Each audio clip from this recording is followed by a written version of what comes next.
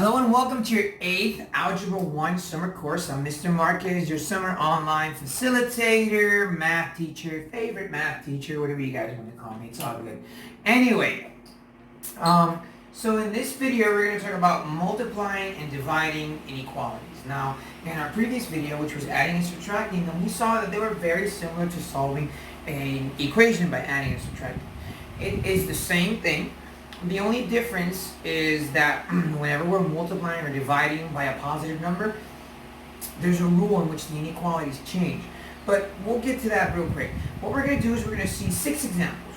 And in these 6 examples, I'm actually going to be able to explain the concept that I mean. So let's go ahead into the first one. The first one says 3x is less than 27. So just like we would solve an equation by multiplying or dividing, the rules are the same, which means technically, this is asking me 3 times what number is less than 27. So what I have to do in this case is actually do the opposite of multiplying, which is dividing. So we're going to divide by 3. On both sides, this is going to cancel out. X is going to be less than 9, which means that whatever number x is, it has to be a number smaller than 9. And since my inequality is facing the 9, that means that when I graph my function, it's going to move to the left. So, and it's less than. It's not less than or equal to, so we don't shade the point. So we just draw our number line, and we'll say 9, and we'll just draw our unshaded point, and it moves to the left. Always remember that when the inequality sign faces the number, the graph or the ray is going to move to the left. Now, here, in the second example, is where we need to pay attention to this new rule that I'm going to explain. Now, it's still a division problem because it's basically saying negative 6 times whatever number x is going to be less than or equal to 48. But there is a slight change that's going to occur, and I need you to pay close attention to this. So we start off the problem the same way we started the previous one. We're going to divide by negative 6. We're going to divide by negative 6. And 48 divided by negative 6 is negative 8. And of course, this cancels out. So that stays the same. But here is where I need you to pay attention to. If the number that I'm dividing by, in this case, the number that has the variable, which in this case is negative 6. So if the number that I'm dividing by is negative, when I divide it, that's going to change the position of the inequality. So that means that because I'm dividing by negative 6, when I write my answer, now my inequality is going to face the other side. And that only happens in multiplying and dividing, and that only happens when the number that I'm either dividing by or that I'm multiplying by is negative. We'll see some more examples so you guys can get the hang of it. But again, I divide by negative 6, but because the x is negative, or the 6 is negative, it's going to turn my inequality upside down. And it's now going to be x is greater than or equal to 8. When the inequality faces the variable, my graph moves to the right. And because it's greater than or equal to, that means it's a shaded point. So I'm going to draw my graph from negative 8. And basically, it's a shaded point. And it moves from negative 8 to positive infinity.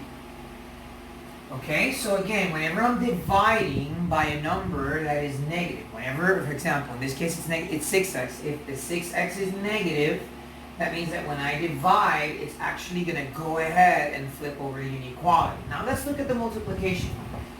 The first thing I want to observe is if the number that I'm multiplying by is negative. Now, I know that sounds confusing, but this is what I mean. Whenever I have a division, whenever I have an equation that has a division, I do the opposite of it, which is multiplying. The same is true for inequalities. Since this is a division problem, I'm going to do the opposite of dividing, which is multiplying. And the number I'm going to multiply by is 3. So I'm going to say, I'm going to multiply by 3 on both sides. Okay? Now, this is going to cancel out. X is going to come down. 15 times 3 is 45. Now the question is, does my inequality change direction or not? In this case, it does not, because the 3, which is the number that I'm multiplying by, is positive. Had that 3 been negative, then it would have changed. So we simply say x is greater than 45. Again, the inequality sign is facing the variable, so that means that it's going to move to the right, and we're we're going to say positive 45 to infinity because it's greater than and not greater than or equal to. I do not include or I do not shade the point. Okay, so it's very simple. Let's go back to this one. We have negative 13x is greater than or equal to negative 39. Notice that in this case, the 3 is negative. So off the bat, I know that if I'm going to divide by negative 3, because this is a multiplication and I do the opposite of multiplying, if I'm dividing by negative 3, meaning that the negative 3 is what has the variable, then if you're thinking that means that the inequality is going to move to the other direction, you're right. Because the negative 3, or because the 3 is negative. Had the 3 been positive, it would not move. So 39, or negative 39 divided by negative 3 is 13. Since I'm dividing by negative 3, that means that the inequality is going to face the other side. And this is going to cancel out. And x is less than or equal to 13, positive 13. Okay, let me write that a little better. So what that means, guys, is that I'm going to grab my inequality facing the left because the inequality is facing the 13. And 13 is positive, and it moves. And since it's less than or equal to, that means that I shade in the point. It moves to the left. Now, let's look at our next example. I have x over negative 7 equals 14.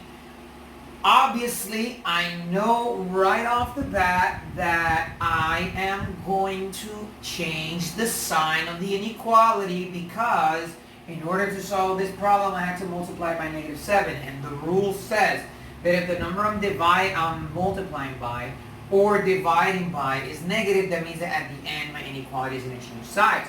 So I'm going to go ahead and multiply everything by negative 7. And this is going to cancel out. Okay? And we have x. Now, again, since I multiply by negative 7, that means that the inequality is now going to change size, and I'm multiplying. 14 times negative 7, 7 times 4 is 28, carry the 2, and this would be negative 98. So that means that x is going to be any number greater than negative 98. Again, it's facing my variable, so that means that my graph moves to the right, which means that, and it's greater than, not greater than or equal to, which means that I don't shade in the point, so I just draw that. Now, when you draw your inequality, it doesn't matter how you start it. For example, if you start from negative 98 and go negative 97 and so on and so forth, or you just go negative 98, since it's not greater than or equal to, I don't shade the point, and I just move to the right. Now that's fine. The only thing I'm really interested in is that you draw the graph in the according direction and make sure that you shaded the point when you need to. Now let's look at our last one. It says x over 10 is greater than or equal to negative 2, but here it's kind of tricky because you're thinking to yourself, well, I multiply everything by 10, which is true. I'm going to multiply everything by 10 because if it's a division, I'm actually multiplying.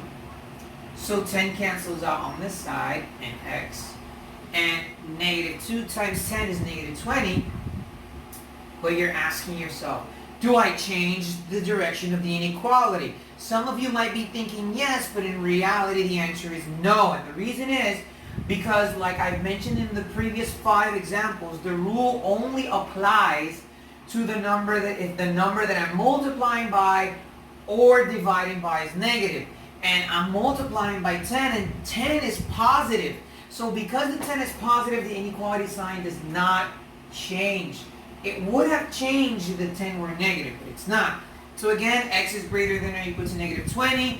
The inequality is facing the variable, meaning that my graph is going to move to the right. So you're simply going to say x, and it's greater than or equal to, so I'm going to shade in that graph. Start at negative 20, and it moves to positive infinity, and it moves to the right. So ladies and gentlemen, that's it. That's it. This is how we solve inequalities by multiplying or dividing. Along with the description of this video are the assigned exercises that you're going to be working on. So stay safe, and I'll see you soon. Bye-bye.